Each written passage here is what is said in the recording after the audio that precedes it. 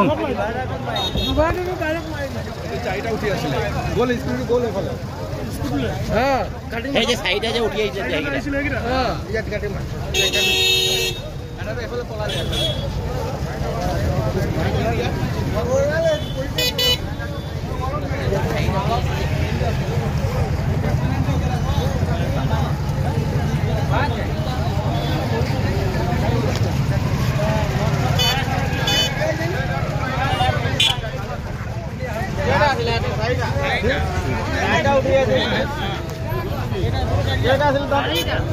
আৰু দুটামান উঠাই লৈ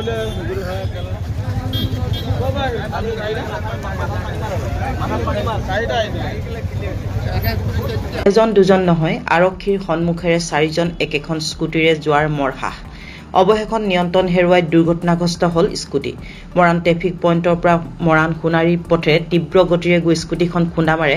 শিৱ মন্দিৰৰ সন্মুখত থকা ডিভাইডাৰত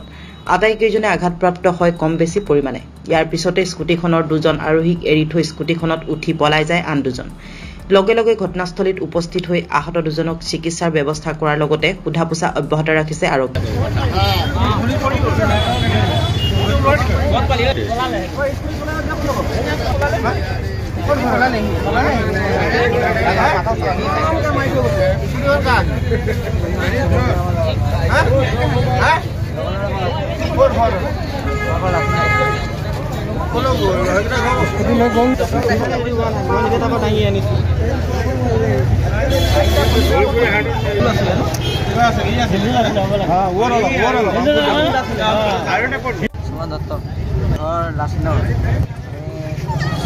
চিন্তা উঠি আহিছিলোঁ পিছত এটা